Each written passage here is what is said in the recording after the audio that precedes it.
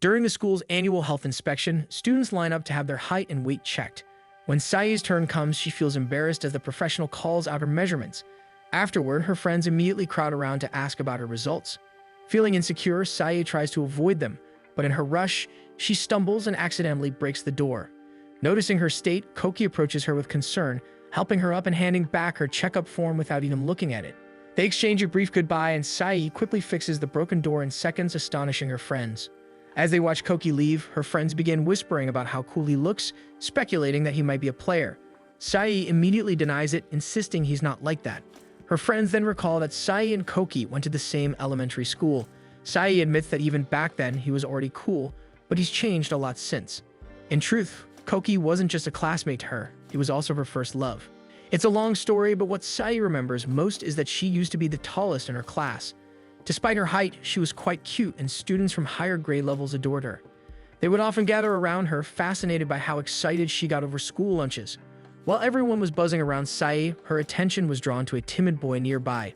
He looked shy, and his mom had mentioned that he didn't eat much and was scared of milk. Curious, Sai approached him and asked if he was allergic to milk. He admitted that he just didn't like it, so she offered to drink his milk for him. That moment sparked their friendship, but for Sai, it felt like love at first sight. From that day on, she always drank milk for two. They ended up becoming classmates for 6 whole years, often sitting beside each other.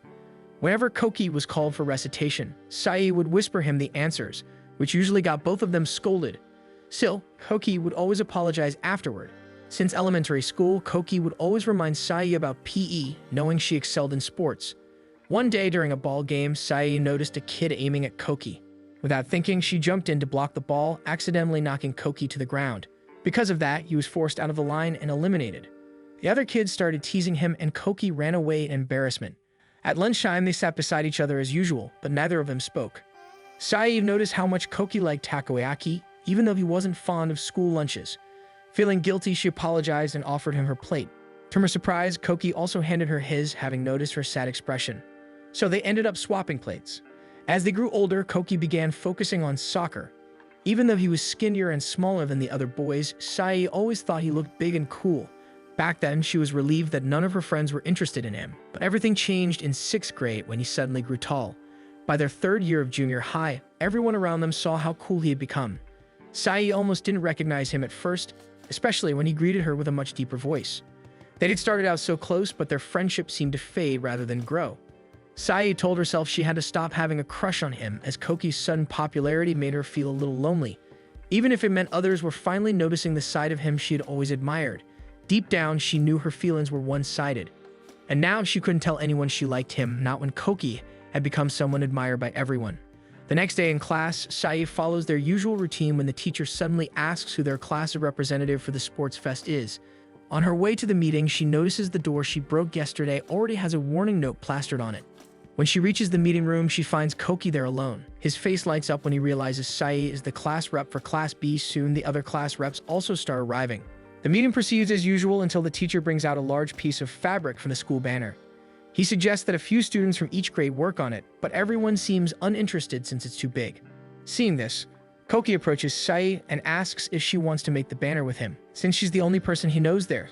Sai has no choice but to agree. With that, it's decided that the two of them will be in charge of the banner.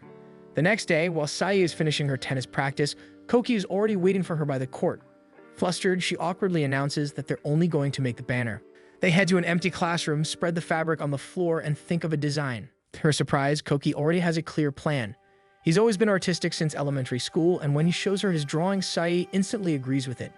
They decide to start right away, and Sai volunteers to get the paint, partly because she needs to calm herself down as her hands are trembling just from being near him.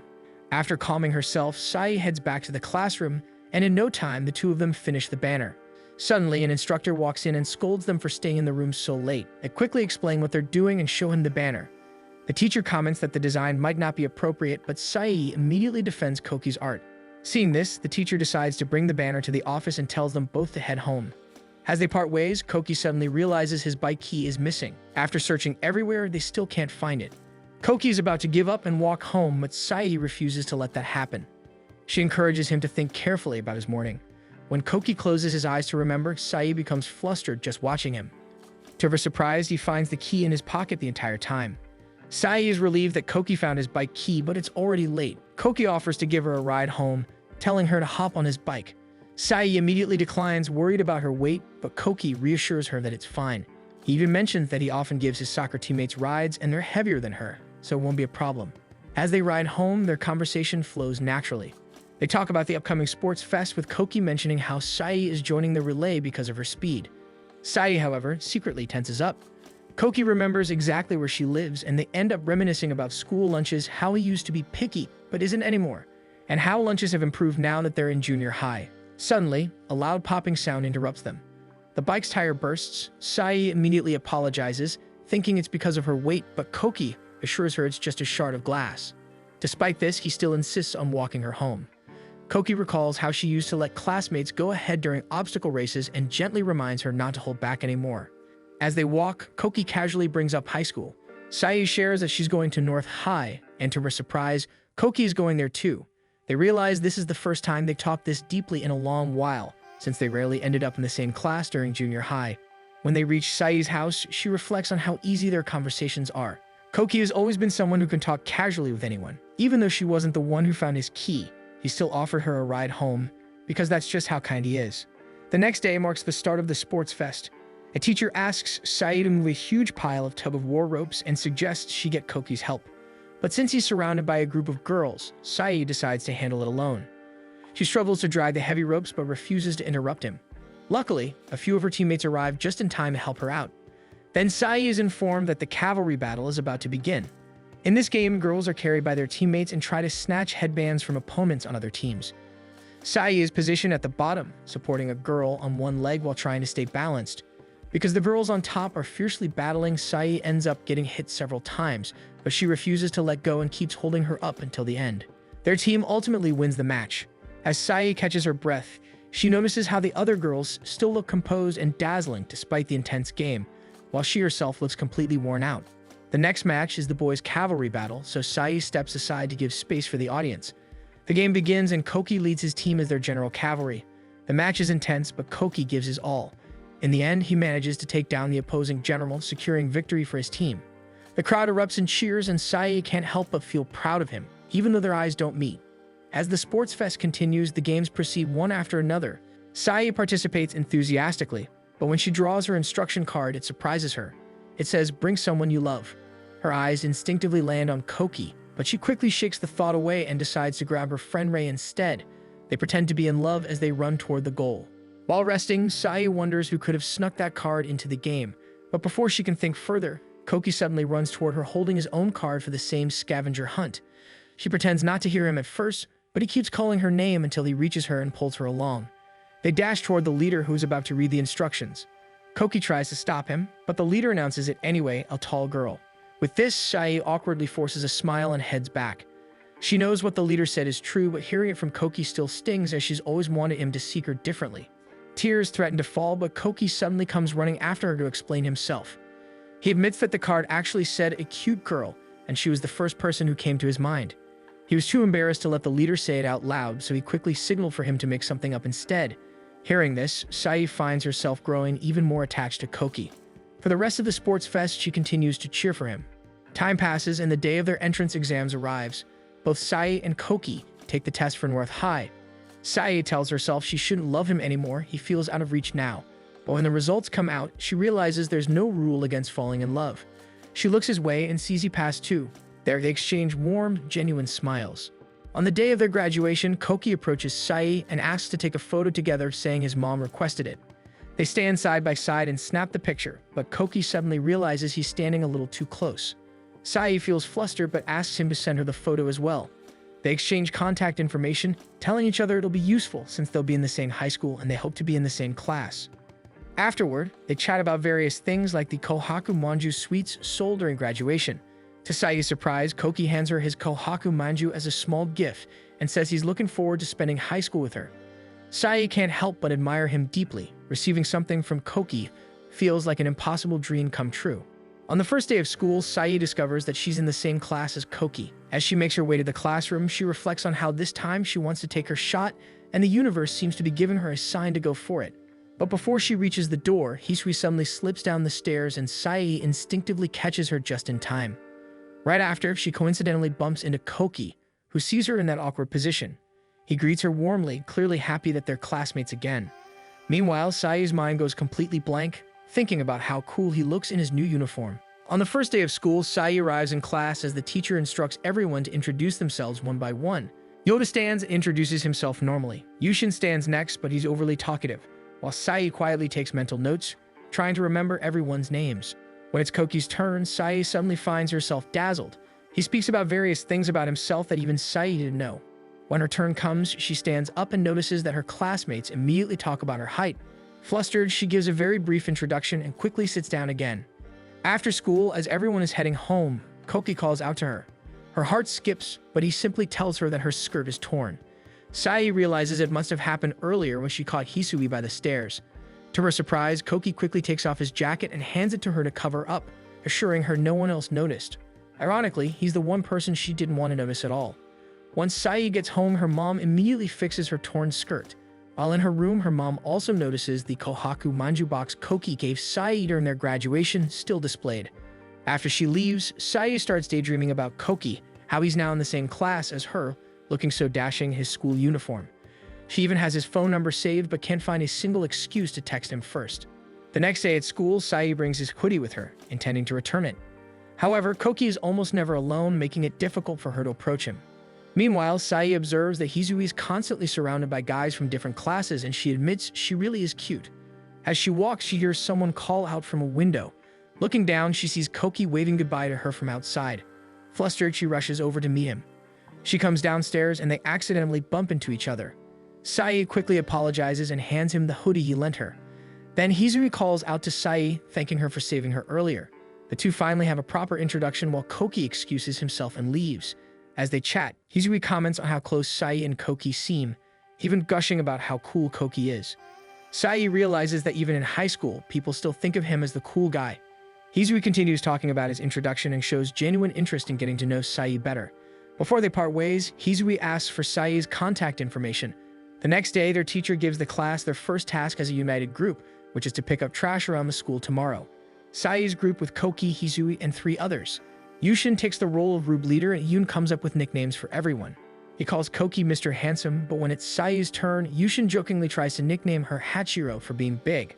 Sai grows uncomfortable, but Koki steps in and gives her a much better nickname. The team proceeds to come up with nicknames and discuss their task. When lunchtime approaches, Hisui suggests that they eat together. As they eat, Hisui can't stop talking about Koki, admiring his every action. She even asks Sai about him during their junior high days, but Sai quickly brushes off the questions. Meanwhile, Miyu appears uninterested and simply tries to steer the conversation back to class topics. The next day is their school cleanup day, so the group roams around campus picking up trash. Some areas are so full of trees and grass that they jokingly fear a bear might appear. During the activity, Yushin continues to make uncomfortable comments about Sai's height, which bothers her. So throughout the activity, Sai can't help but reflect on how she's always been seen as the big one, while Koki has always been seen as the cool one. Miyu and Hisui soon call out to Sai, and they move to a different location. Suddenly, Yushin comes tumbling down from above. Sai instinctively moves to help him up, but Koki quickly stops her. Koki accidentally calls Sai by her first name, causing both of them to blush in surprise. Later, as the 3 of them are left alone, Miyu and Hisui discuss Koki's earlier behavior. Sai listens, but deep down she knows this isn't the first time Koki has called her by her first name. When they were younger, he used to address her that way all the time. He has always been gentle and kind toward her, so she doesn't believe he's short-tempered at all. She tries to explain their history and the situation to Miyu and Hisui in detail, so much that the two become a bit overwhelmed. Then Yoda interrupts their conversation, explaining that Koki snapped at Yushin because Yushin had said something completely out of line. The girls try to press Yoda for details, but he refuses to reveal more. Before they can continue, both Koki and Yushin come running back to call them. As Sai glances at Koki, she can't help but notice how she simply can't look away. That night, after finishing her bath, Sai receives a message from Koki. He's asking about the coverage for tomorrow's quizzes and demands an answer within 10 minutes. Panicked, Sai scrambles to get dressed and search through her notes. She texts him the full coverage just in time. However, Koki replies, realizing he had sent the message to Sai by mistake and it was actually meant for his friend. As Koki apologizes, their conversation naturally drifts casually. His words fill Sai's heart. Soon after, she receives another message, this time from Hisui. She starts by complaining about the earlier cleanup activity but quickly shifts the topic to Koki. Sai has no choice but to respond, even though she feels slightly overwhelmed. Lying in bed afterwards, Sai reflects on how quickly gossip spreads. If a girl confesses her feelings to a guy, everyone at school is bound to find out sooner or later. The next day at lunch, the three sit together again. Hizui persistently presses Sai, asking if Koki has a girlfriend, even though Sai has already told her he doesn't. Sai thinks it's too soon for Hizui to be interested in Koki, but Hizui speaks boldly, not caring that they're inside the classroom where others might overhear. She then launches into a long, animated talk about boys, girls, and dating back in their junior high days. She shares an overwhelming amount of information, but neither Sai nor Mio is truly listening. Both are visibly exhausted by her chatter. Eventually, Hisui notices Sai's silence and assumes she's simply not interested. So Mio explains that some people just aren't into girl talk. Hearing this, Hisui apologizes. She admits she doesn't really know what else to talk about, while Mio smoothly shifts the topic back to class lessons, which makes Hisui look completely horrified. Later that day during judo practice, Sai swiftly brings Hisui down with a single blow. In fact, she defeats everyone so effortlessly that even their coach asks if she's interested in joining the judo club. After the session ends, Sai immediately checks on her friends, asking if they're okay. Just then, they spot Koki nearby. Hizui excitedly tells him how amazing Sai is at judo, while Mio adds that Sai seems to handle everyone gently, placing them softly on the mat despite her strength. Koki praises Sai for this and then casually mentions the ongoing tennis practice before his friends call him over. Intrigued, Hizui expresses interest in tennis as well. Sai is just about to submit her registration for the club, so she decides to bring Hizui with her to register for the tennis club together. As they head to the tennis court, Sai teaches Hizui how to hold the tennis racket properly. However, Hizui is too distracted by Koki on the neighboring football field. In class, Sai notices how straightforward and open Hizui is. It makes her quietly compare herself, wondering if she's truly a better option for Koki. Later, while she's at her locker, Koki approaches her and brings up her high grades in math. To her surprise, he asks if she can tutor him since he barely passed. That afternoon, the two meet in the library, though Sai isn't entirely sure how to teach him. Koki reminisces about their elementary school days when Sai used to help him with things because she was bigger than him. Now that he's grown, he says he wants to return the favor. Sai reflects that maybe that's why he's always been kind to her, but the truth is, she was just happy to help then and still is now. As they head home, Koki compliments Sai, mentioning how she effortlessly made it into the school while he barely managed despite putting in so much effort. His exams and transcripts were a complete mess, but he pushed through. Sai then opens up, admitting that she's always played it safe, too afraid to take risks. Koki admits he was scared too, but he still tried his best, and he's genuinely happy that his hard work paid off in the end. Hearing this, Sai can't help but admire him even more, despite her scores being significantly higher than his. That night, she tries to craft a message to text him but can't find the right words. Just as she's thinking, Koki texts her first, catching her completely off guard. She panics, unsure how to respond. Before she can type a reply, another message from him arrives, then another one. The messages keep coming, but Sai still can't think of what to say, so she simply sends him a sticker for the moment. With that, their conversation continues, even drifting back to their elementary school days. Deep down, Sai quietly hopes that someday she'll have the courage to tell Koki how she truly feels. The next day in class, another group activity is announced. Sai groups up with Mio and Hizui as usual. Yushin then suggests that their group team up with his since there are 3 of them as well. However, several classmates start commenting that they should mix up the groups from the trash cleanup activity for a change. Some even glance at Sai and suggest she just wants to be with Koki. Before Sai can react, Koki taps her shoulder and whispers a plan. When Yushin tries to lead the mix-up, Koki steps forward and takes charge. Using rock, paper, scissors to decide groups, he ensures the plan works. Sure enough, Sai and Koki end up in the same group again. After class, as Sai heads home, Hisui excitedly runs up to her. She mentions noticing how sneaky Sai and Koki seemed and admits she wants to get closer to him too, asking Sai to help. But upon seeing Sai's reaction, Hisui decides she'll just talk to him herself. As Sai watches Hisui trying to make her move on Koki, Mio suddenly speaks up. She has seen through Sai and knows she has a crush on him too. Just then, Koki waves in their direction, which startles Sai so much that she drops her bag and rushes off in a panic. She reflects on how she's always hidden her feelings for Koki, terrified that it might ruin their friendship. While running, Sai bumps into Hisui. Then she pushes her into a corner to confess something. She admits she has a crush on Koki as well. Hisui's eyes widen in shock at first, but to Sai's surprise, she only wants to help. Hisui even speaks so loudly that Sai has to cover her mouth to keep others from hearing. When Hisui learns about Sai's hidden feelings for Koki since elementary school, she is stunned. Sai pours out her feelings and experiences, and Hisui assures her that she has her back. Soon after, Mio arrives carrying Sai's things. Hisui finally admits she only liked Koki for his looks, but if she had known Sai had serious feelings toward him, she would never have pursued Koki. Besides, Hisui had already set her sights on someone else because Koki mentioned he already liked someone, and that is something Sai didn't know. Sai tries to figure out who Koki's crush might be, but she can't pinpoint anyone. After all, they never really talk about topics like that.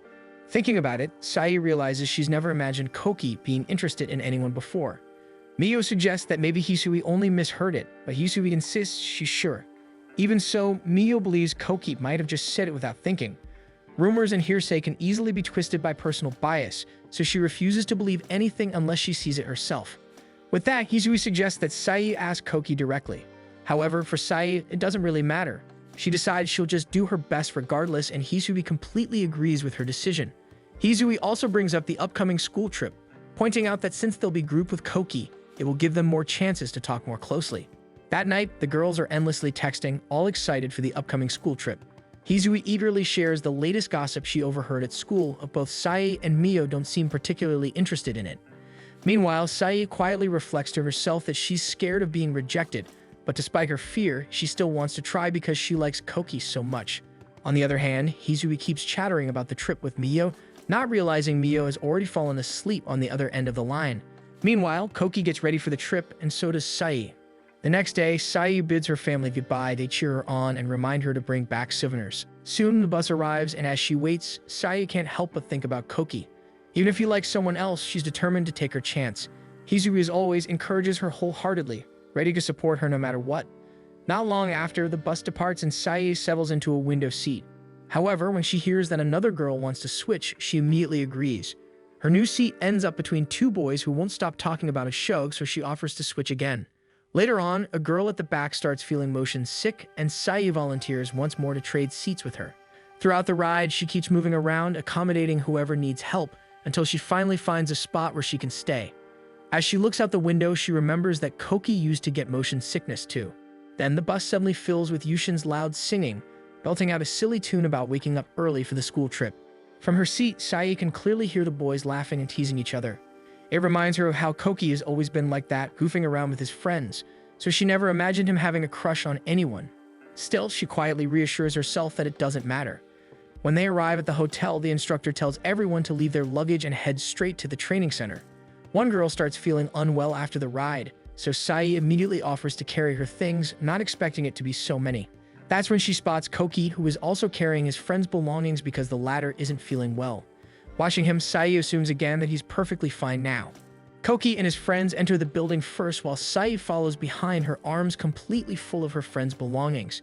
She then realizes the door isn't automatic, so she tries to push it open with her foot. However, when she attempts to squeeze through, she ends up awkwardly stuck between the doors. Coincidentally, Koki is inside and spots her. Without hesitation, he rushes over to help. When their eyes meet, he flashes the same warm smile he used to give her back in elementary school, making it hard for Sai to imagine him liking anyone. Still, she silently reassures herself that it doesn't matter. A moment later, the owner of the belongings she's carrying comes over to thank her for the help. Later that day, the class gathers for lunch and Sai sits with her friends while sneaking glances at Koki's table nearby. She watches as he and his friends talk about the mystery meat on their trays, which Koki refuses to eat, making Sai realize he's still a picky eater after all. But to her surprise, someone else casually takes the meat from his plate and eats it for him. A small pang of sadness hits her as she used to be the one who did that. Before she realizes it, Hisui leans in and whispers that she's staring too much. With this, Sai snaps back just as Koki turns to look at her, and she immediately blushes. Koki points to his plate, assuming she's eyeing his food. Sai nods quickly, pretending she's just a glutton, even though the truth is he's the one she's staring at. When they finally arrive at the training center, Hisui attempts to push Sai toward Koki to spark some interaction. However, since Sai is a bit bigger, Hisui ends up bouncing back in failure. After hearing Hisui's plan, Sai immediately panics, flustered at the idea of making such an obvious move. Even Mio agrees that it's way too embarrassing. Sai tries to calm her down, assuring her that she'll be fine on her own, but Hisui insists that she should at least show Koki what's so great about her. Unfortunately, when they try to think of her good points, nothing immediately comes to mind. Mio simply says it's best to do nothing about it. Then, a nostalgic memory suddenly flashes through Sai's mind. Back in elementary school, there was a survey where she was voted under the likely to be a good mom category. She remembers writing Koki's name in several categories back then, and now she wonders whose name he wrote. During an activity, the students are grouped together. Hisui makes sure Sai sits directly in front of Koki, making her extremely worried she's being too obvious. Still, she sits down, and Mio takes the lead in discussing the topic while Yushin keeps interrupting playfully. As the training continues, the group starts interacting, and Hisui occasionally praises Sai out loud, teasing that she would make the perfect girlfriend. Her remarks cause Sai to grow flustered, while Yushin joins in, talking about how much Sai loves food. With this, Koki immediately elbows him in the face, making him stop. Sai keeps insisting she's fine, but Koki doesn't believe her, and this side of him makes Sai admire him even more. When it's time to brainstorm ideas, Sai is assigned to write everything down, so she hurriedly scrambles to catch every word as the group throws out their thoughts. However, whenever Yushin is given a task, he keeps declining, claiming he doesn't know how to do it. This forces Sai to handle his share of the work too. Over time, the group grows annoyed until they eventually snap, demanding that he take things seriously. As they finish preparing their presentation materials, Koki turns to each of his groupmates for a high five. When it's Sai's turn, both Hisui and Mio watch her closely, and she just awkwardly raises her hand to give Koki a soft high five. However, when it's her turn to high five the girls, she ends up slapping their hands with strong force, which makes Koki laugh out loud.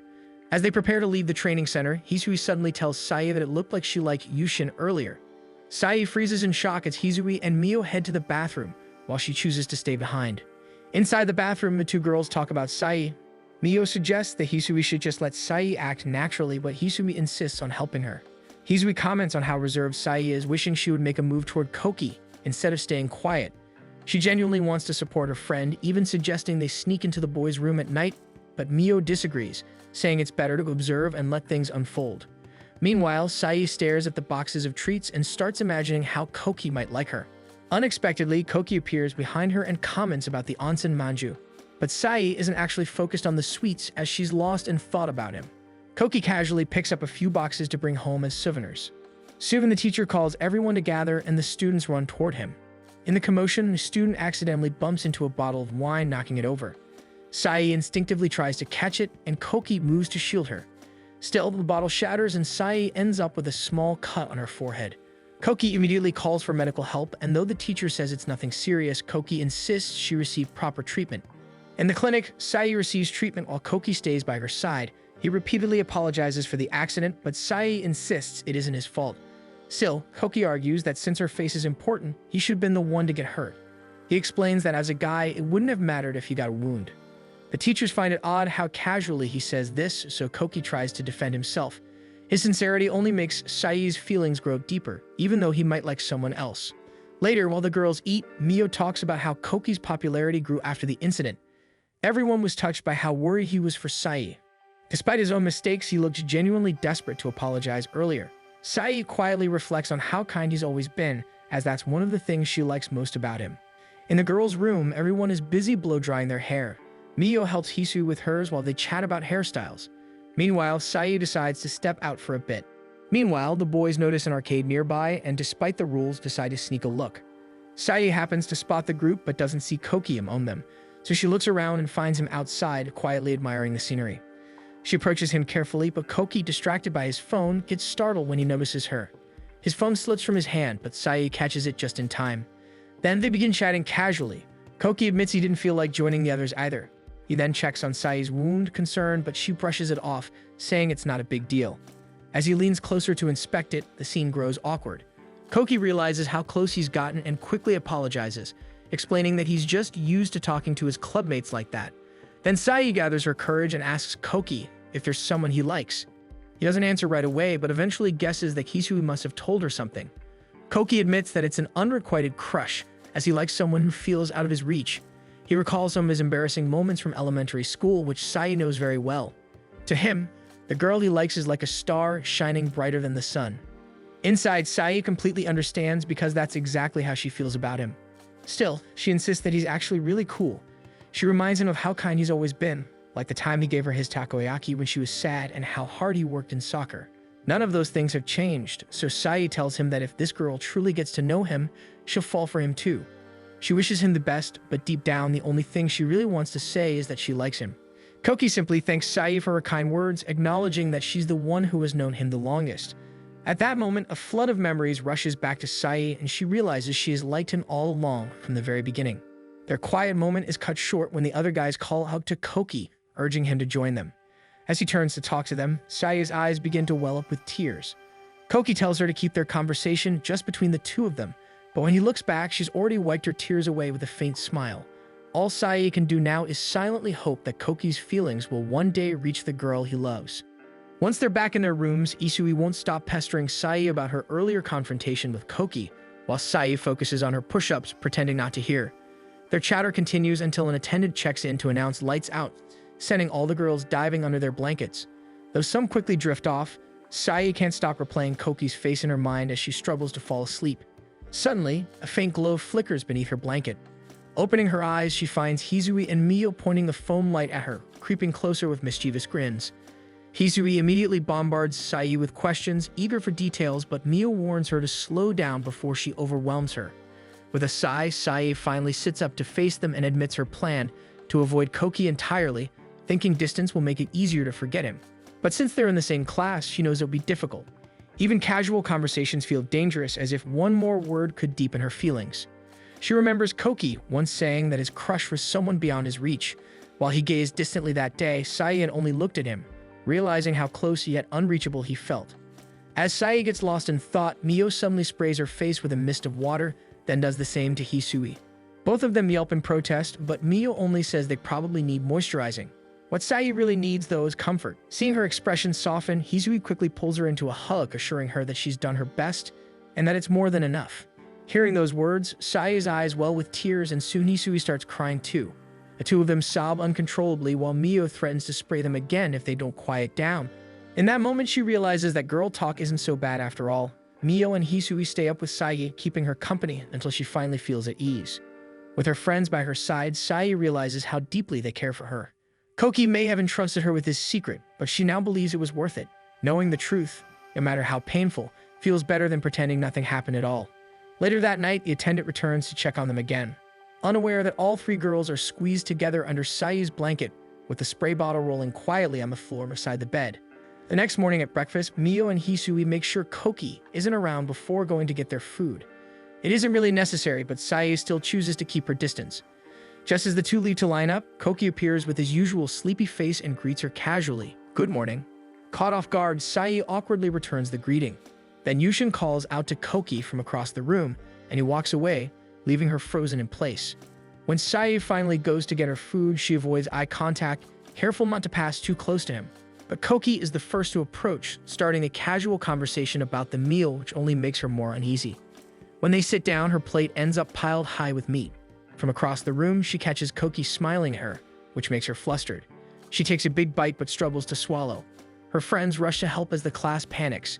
Even Koki stands up to check on her, but before he can reach her, Sai manages to gulp it down, avoiding disaster.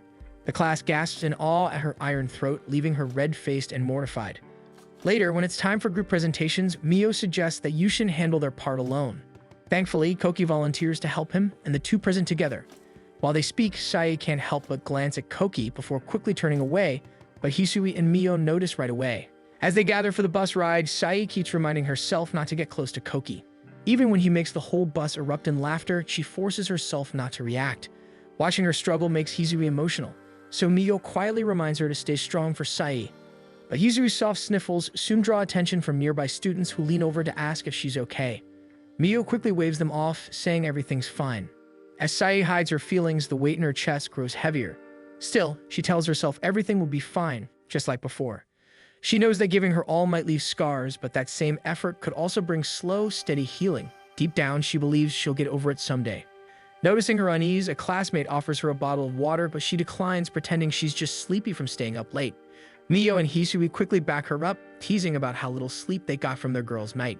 Later, during their final activity, the instructor reminds everyone to stay hydrated. Some girls compliment Koki's flawless skin, and he laughs it off, saying it's just from getting enough sleep. Meanwhile, Sai keeps her distance, studying the map quietly until Koki approaches again, striking up small talk about the area. When Sai glances up and catches his smile, she freezes, realizing her plan to avoid him isn't working at all. Soon, the instructor announces their next challenge, a 10-kilometer race through the forest all the way to the memorial tower and back. Students must pair up randomly in boy-girl teams. Sai quickly scans the crowd and spots Yoda nearby, rushing to ask him before anyone else can. Though hesitant, Yoda eventually agrees. Meanwhile, Koki looks around for Sai, worried because she seemed pale earlier. He approaches Mio to ask about her. Calmly, Mio tells him that Sai already paired up with Yoda. Koki looks puzzled, not understanding why, but Mio reminds him they're seatmates and then suggests that he partner with her instead. As everyone stretches, Sai steals herself. She's determined to avoid Koki no matter what, even if it seems rude.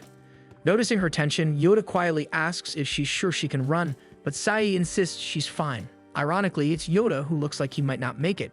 When the teacher gives the final announcement, the class lines up at the starting point. But Sai can't clear her mind of Koki. She keeps wondering who his crush might be, and why he seems so confident now when he used to be shy. Lost in thought, she doesn't even notice the whistle until Yoda calls her name.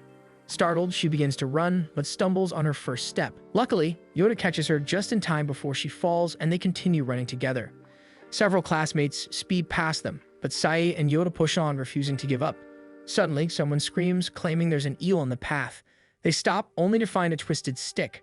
Sai tosses it aside so no one else panics. Then they spot a small wooden box lying nearby. It's a fallen bird's nest box. Concerned, Sai and Yoda decide to return it. Sai kneels to give Yoda a boost, but he refuses, saying it should be the other way around. They bicker until Koki and Mio arrive, curious about the commotion. After hearing their explanation, Yoda gives Koki a boost instead.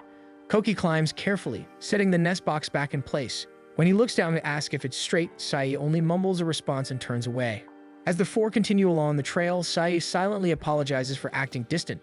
It's the only way she knows to hide her feelings. When she notices Koki's shoelaces untied, she quietly tells Mio to inform him. Mio realizes just how observant Sai truly is, though Sai herself doesn't notice. She's simply gotten so used to watching Koki that even the smallest details stand out. She recalls how he used to struggle with shoelaces in elementary school, but now she knows she has to start letting go of those memories one by one.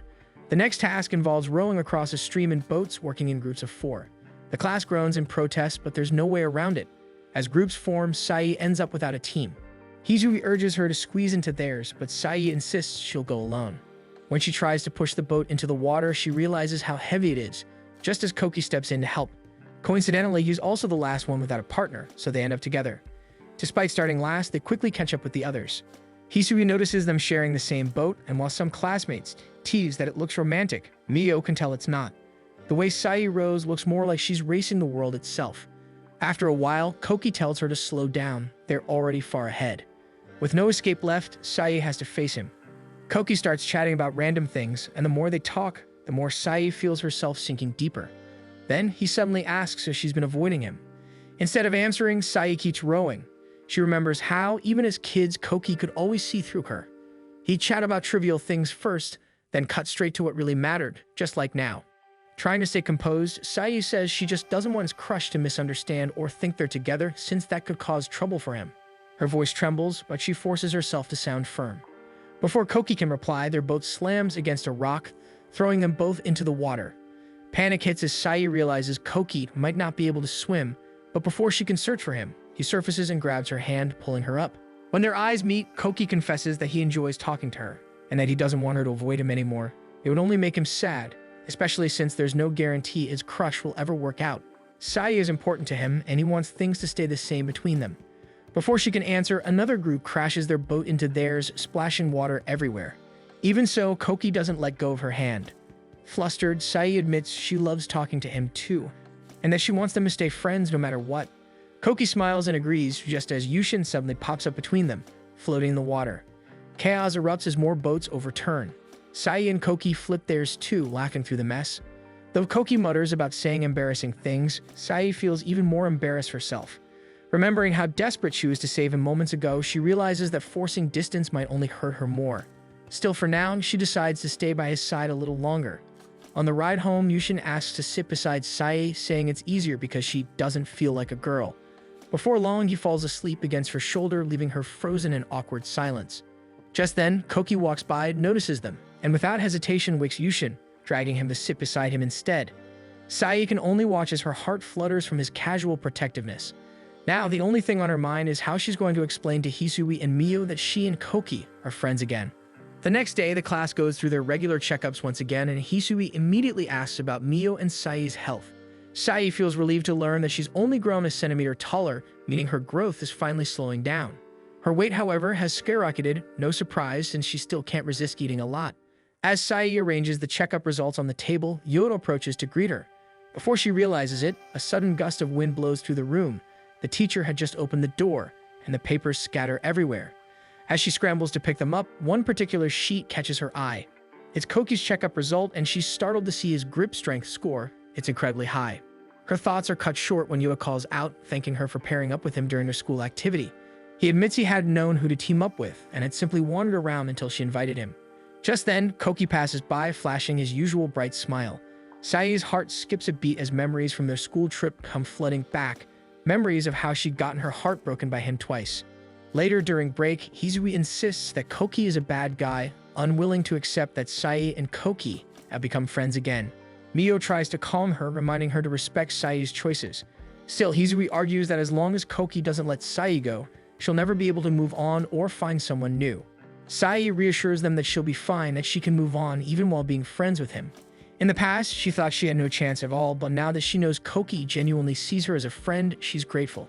That afternoon, their instructor announces the upcoming class versus class jump rope tournament, leaving everyone stunned. None of them understands why such an event even exists, but since it's on the official school calendar, they have no choice but to participate.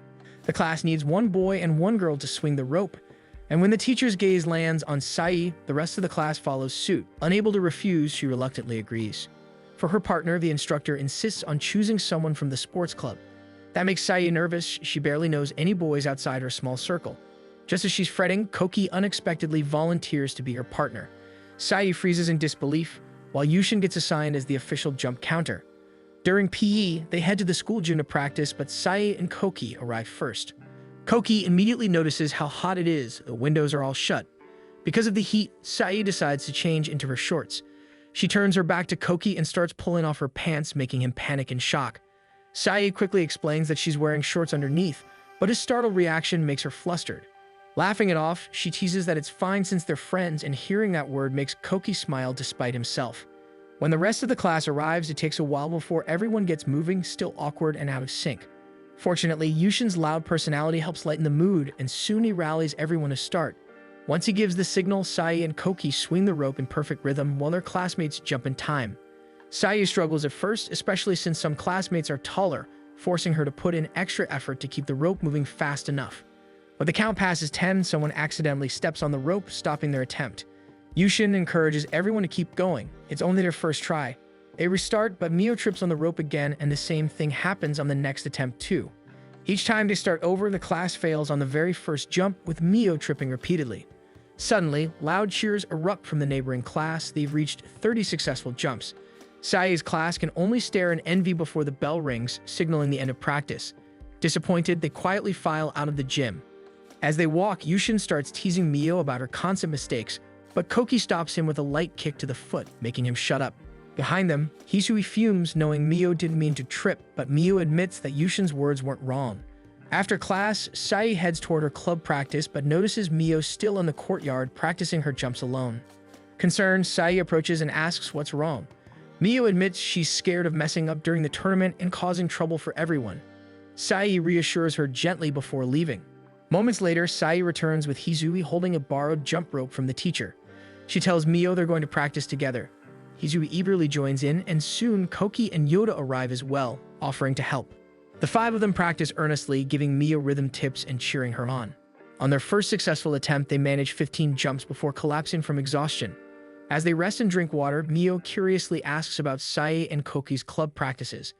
Koki explains that he's doing self-training today, so he's free, while Sai hurriedly excuses herself to inform her seniors that she won't be attending practice after all. Before they realize it, the sky has grown dark. On their way home, Koki mentions a ramen shop nearby that offers a student discount.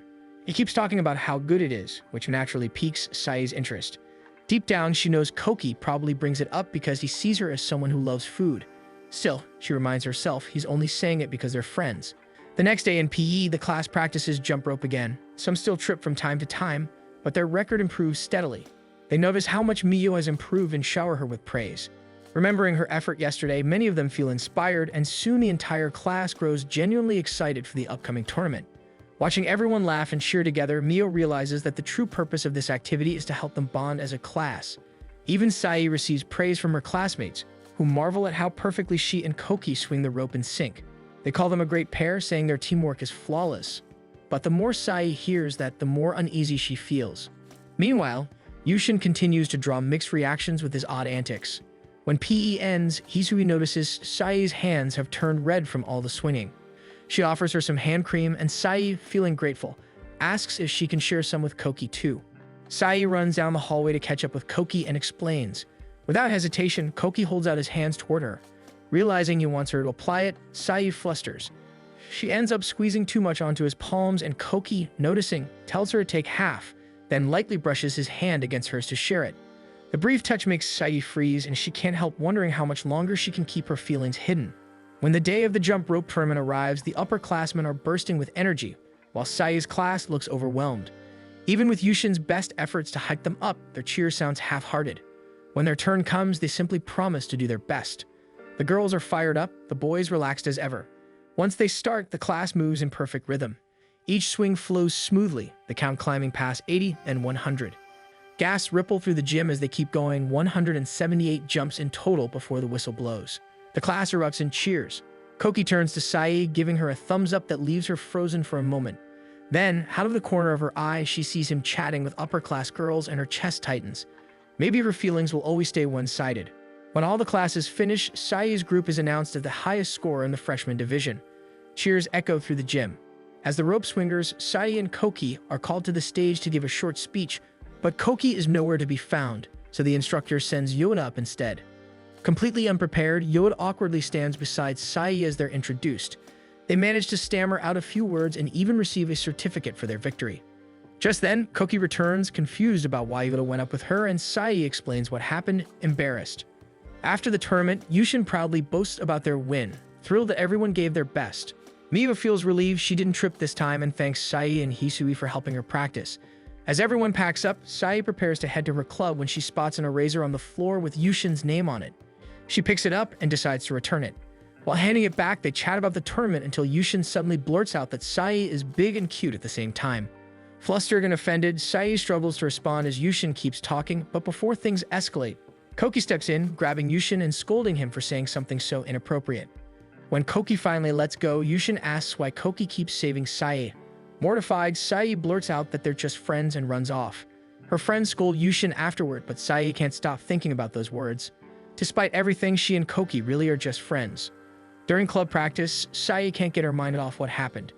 Her thoughts keep circling back to Koki. Do friends really act like that? Distracted, she accidentally smashes the ball with too much force, sending it flying beyond the court. Her seniors praise her strength but scold her for losing focus as the ball gets stuck in the fence. As others struggle to get it down, Sai steps forward to try, but even she can't budge it. Then she notices someone on the other side of the fence, Koki, with his familiar smile. He pushes the ball through the wire so it drops back to her side. As he waves goodbye and jogs back to his own practice, Sai remains frozen. She tells herself again that they're just friends, but as sweat drips onto the ball in her hands, she realizes the ache in her chest hasn't faded at all. That night, as she heads home alone, she hears familiar voices calling out to her. Turning around, she sees Mio and Hisui inviting her to eat and have some girl talk. And at that moment, Sai smiles, realizing that no matter what happens, she truly has friends she can count on. When they arrive at the ramen shop, they quickly realize it's not exactly the best place for girl talk. The place is packed with their schoolmates. To stay discreet, they start texting each other, even though they're sitting right next to one another. It soon becomes almost comical as they message things they could easily say aloud. Curious, Sai finally asks why they called her out for a girl talk, wondering if one of them had fallen for the other. Both girls immediately deny it loud enough to draw attention, insisting she misunderstood. Hisui then teases Sai about how flustered she looked when Koki called her cute. Just as she says this, Koki and his clubmates walk into the same ramen shop, catching everyone off guard. The three instantly start messaging about his sudden appearance, though it's not exactly surprising since Koki had mentioned before that he often eats there. Just then, Sai accidentally chokes on her food, and her phone buzzes with a message from Koki asking if she's okay. Glancing toward his table, she gives a small nod. Unfortunately, the cook sees her nodding at the same moment. He asks if they want extra noodles and assumes it's a yes. With no choice but to go along, Sae ends up eating it all. Soon, Koki's clubmates start talking about how much she can eat, though their tone sounds more impressed than teasing. They're all good-looking, prompting Mio to remark that Koki's entire club gives off a player vibe. Sae quickly defends Koki, insisting he's not like that, though Koki admits that some of his seniors definitely are. When he asks if her ramen tastes good, Sae glances his way, and her friends immediately catch her staring. They start teasing her, but she insists it's just friendship. Yet when Hisui asks if she truly feels that way, Sae hesitates before quietly admitting that she does like him. But she knows it won't work out, so she's decided to give up. After finishing their meal, the girls step outside to talk. Hisui brings up Koki again, but Sae reassures her that she's already made up her mind to move on. Seeing how familiar this feels, Hisui suggests Sae should just find a boyfriend, perhaps Yushin. Both Sae and Mio stare at her in disbelief. Mio quickly points out that Yushin actually likes Hisui, but Hisui waves it off, saying he's not for her. Sae nods in agreement, adding that no matter who it is, if they're not meant for you, they're simply not. Though Hisui didn't mean anything bad, Sae explains that everyone has their own preferences and some things just aren't meant to happen. Mio adds that since Koki is Sae's crush, whatever choice she makes will be the right one. She reminds her that feelings can change over time, but promises to always be by her side. For Mio, being able to support someone is new, so she thanks Sae for helping her during their jump rope training, swearing she'll never forget it. Hisui then chimes in with a joke, making the three of them laugh and share a heartfelt moment together. The next morning, Sae stays home after her mother calls her teacher to say she overate the night before. Meanwhile, Mio and Hisui keep texting her for school updates. Then her mother suddenly calls out, saying there's a friend waiting for her. Still in her pajamas, Sae is shocked to see Koki at the door. He explains that he came to lend her his notebook full of class notes and adds that he heard from the teacher that she overate, which makes Sae die of embarrassment. As Koki talks about class updates, Sae finds it hard to focus. When he asks if she's feeling unwell, she quickly assures him she'll be fine and will return to school tomorrow. Before leaving, Koki bids her goodbye, and Sae secretly hopes her mom mentioned who her visitor was. When she finally opens Koki's notebook, she notices a note inside written in Japanese. "Are you trying to give up on someone you like?" Sae freezes, realizing that the message she meant to send to her friend's group chat last night was accidentally sent to Koki instead. Panicking, she starts thinking of ways to play it off. The next day, Sae returns to class, greeted by her classmates' worried faces, which only makes her more embarrassed. Even Yoda checks on her. During attendance, she learns that Koki is absent due to a sprained ankle from practice. That day, Sae decides to visit him after class. As she walks to his house, she recalls a memory from elementary school when they and a few friends hung out there. She brought snacks, and even though Koki never drank soda, he tried the one she brought. When Sae arrives, Koki greets her warmly. She first checks on his injury before returning the notebook he lent her. To her surprise, Koki immediately flips it open and spots her written reply to his question. His eyes widen as he realizes Sae really is trying to give up on someone. Flustered, Sae turns to leave, but when Koki tries to stop her, he almost falls from his sprain. Luckily, she catches him just in time. In that moment, Sae realizes she can't hide anymore. Deep down, part of her truly wanted Koki to know how she felt, even if only indirectly. Koki continues talking about the guy Sae likes, but she can't bring herself to admit that it's him. Instead, she says the guy she likes doesn't feel the same way. Hearing this, Koki encourages her to tell him anyway. His unusually serious tone makes Sae admit she's afraid it might make things awkward between them. But Koki shakes his head and says that if he gets awkward because of it, then he's not worth it. Sae is taken aback, wondering why Koki cares so much. That's when he confesses that he's been watching her for a long time. Back in elementary school, she was always dependable, so teachers often asked her to help struggling classmates, and he had been one of them. He admits he felt guilty for holding her back. Finally, Koki tells her that even if that guy rejects her, he'll still be there for her. Sae is already on the verge of tears when Koki's mother suddenly walks in. Both of them quickly try to explain, and Koki's mother immediately recognizes Sae from elementary school. Her face lights up as she comments on how much Sae has grown. Koki hurriedly tells his mother to give them space, apologizing to Sae for leaning on her too long. Sae decides to head home, and though Koki offers to walk her out, his injured ankle stops him. So Sae assures him she'll just text when she gets home. Before she leaves, Koki quietly tells her she's gotten much lighter, making her smile. Deep down, she knows her feelings for him have grown too deep to be just friendship, and that forgetting him would only hurt more. While walking home, Sae texts Koki telling him she'll give it a shot. Koki replies that he'll do the same. Though nervous, she looks up at the night sky where a bright star catches her eye and messages her friends that she's finally going to confess to Koki. Their replies are mixed, but Sae feels sure of her decision. Her feelings for him have never faded since elementary school. From that day on, Sae becomes determined to show Koki her best self before confessing.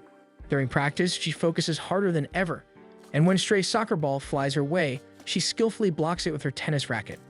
Her teammates cheer in amazement as Koki rushes over to apologize. She tosses the ball back to him, and he compliments her quick reflexes. Deep down, Sae's heart races, hoping he'll start seeing her in a new light. For now, all she wants is to impress him before revealing the truth. In English class, Sae nearly aces the test while Hisui barely passes. Sae can't help but worry about Koki, knowing English is his weakness. True enough, when she glances his way, he looks gloomy. Then their teacher announces the upcoming English festival, where every class must perform a play entirely in English. When it's time to choose a story, Sae secretly imagines Koki as the prince. Then Mio steps forward and suggests the Wizard of Oz. Since no one has a better idea, the class finally agrees. To everyone's surprise, the teacher hands Yoda the book and assigns him to write the script. Yushin wonders why, but it's obvious. Yoda's one of the smartest in class. He was even chosen once to deliver a speech meant for the top scorer during the entrance ceremony. Still, writing a script overnight is no small task, so Mio offers to help. Yoda declines, confident he can handle it alone. Sae can't help but admire his intelligence. Next, the class focuses on casting. Since Yoda and Sae both scored high on the English test, they're automatically included. Hisui gets the lead role, while Koki lands a major part too, though he looks nervous because of his weak English. During the vote, Sae is the only one who votes for him, earning sympathetic looks from their classmates. Meanwhile, Yoda uses his privilege as scriptwriter to add a prompter role for both himself and Sae, reasoning that she might not be comfortable on stage. Soon, they begin the read-through. Yushin once again makes everyone uneasy with his over-the-top energy as the lead. Hisui and her partner start their lines but keep forgetting parts, so Yoda helps them remember.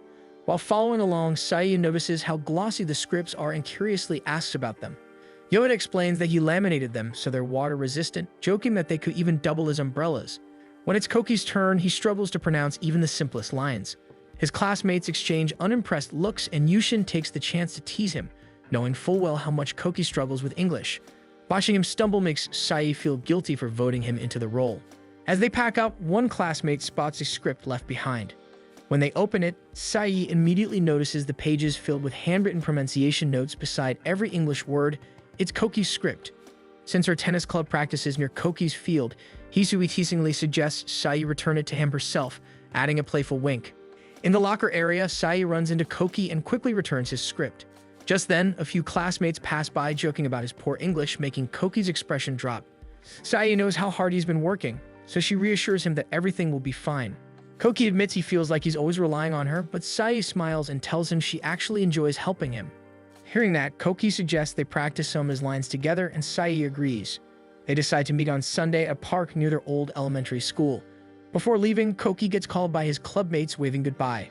Sae, left behind, feels her heart flutter. It'll be their first time hanging out alone together. When Sunday arrives, Sae shows up at the park wearing an outfit she spent forever choosing. Looking around, memories from elementary school flood back of all the times she and Koki came here to play. Though she still wants to confess her feelings, today she's focused on helping him out. An hour passes, but Koki still hasn't shown up. Just as worry begins to creep in, rain starts pouring. Remembering Yoda's joke about the laminated scripts, Sae weakly shields herself with it. Suddenly, her phone rings. It's Koki. His voice sounds rushed and apologetic as he says he's on his way. Sae feels guilty, realizing he must be hurrying because of her. Moments later, Koki arrives on his bike, drenched from the rain. Without hesitation, he takes off his jacket and places it over Sae, even though it leaves him completely soaked. When Sae protests, Koki reminds her that they're not kids anymore, and now he wants to protect her too. Hearing that, Sae suddenly feels like a child again. They decide to find shelter, and even though Koki has his bike, he chooses to run beside Sae instead. Deep down, Sae knows they're no longer grade schoolers because she can tell Koki is slowing his pace just to match hers. Thanks for watching. Make sure to subscribe so you don't miss new episodes every week.